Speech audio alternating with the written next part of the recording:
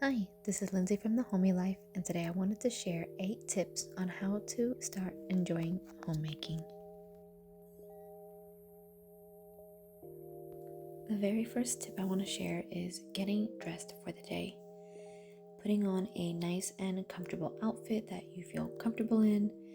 You can wear a cute apron, just brushing your hair, brushing your teeth, just doing your basic necessities really helps to make a difference in the day. I find getting dressed and ready for the day gets me prepared for all the tasks that I have at hand. Number 2 is to take moments and slow down. Enjoy a cup of tea or a cup of coffee.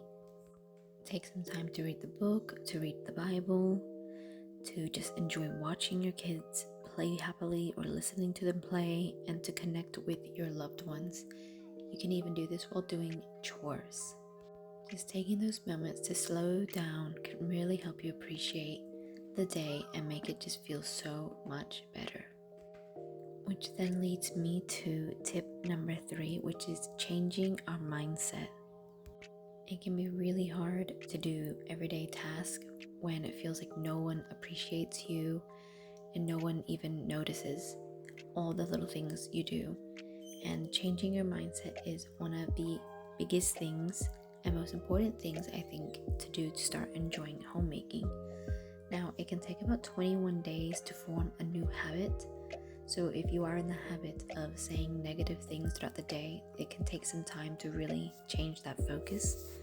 But just remember that even if others aren't watching and noticing, God is always watching and He sees what you do and appreciates it. One of the verses I really like is Colossians 3:23-24. Whatsoever ye do, do it heartily as to the Lord, and not unto men, knowing that of the Lord ye shall receive the reward of inheritance, for ye serve the Lord Christ. Whether you want to pick a few Bible verses that you memorize and that you can say to yourself throughout the day, or have some inspiring quotes that you want to memorize, you can write a list of things you are grateful for. You can help get your kids involved, which really makes a difference in the day, and that way you don't feel like you're doing everything. Or put inspiring Bible verses or quotes up around the house, so that way you're always remembering the joy and what it is to be at home.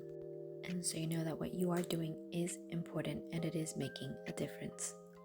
My next tip is to create beautiful spaces. So these are spaces that are beautiful to you, not to anybody else. It doesn't have to look like a magazine. These are just spots in your home that you love, that are comfortable and cozy for you and your family. And you can create these spaces by adding flowers or dried flowers, adding beautiful pillows and pillowcases, by just opening up the windows and letting the light in.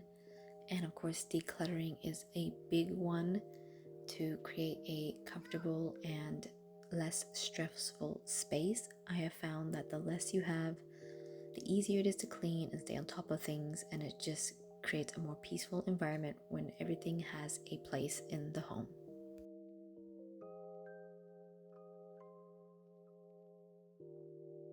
The next tip I want to share is making sure that you actually spend time to connect with your loved ones.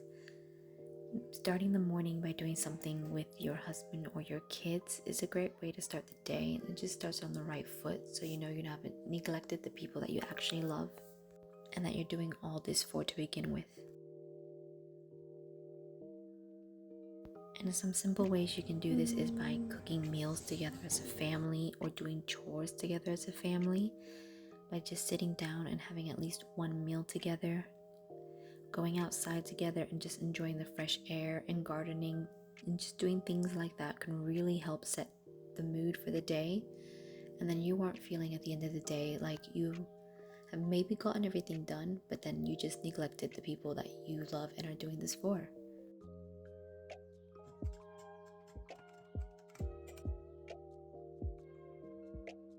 Spending time with your loved ones is something that you'll never ever regret doing, so I highly suggest making time to be in the moment.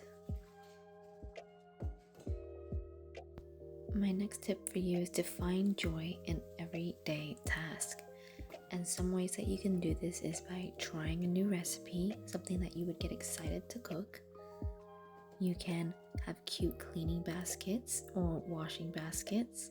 And yes, there are some really cute cleaning baskets out there that I really want to get my hands on. You can make a game of chores with kids. You can have candles on when you're doing the dishes at night, or when you're cooking dinner, or having meals together. If you're going to have to be doing these chores anyway, these tasks, find a way that will make them more enjoyable to you, whether even it's just playing some music, having some wind chimes that you can listen to when the wind blows. Just these little moments that spark joy in your heart really make a difference.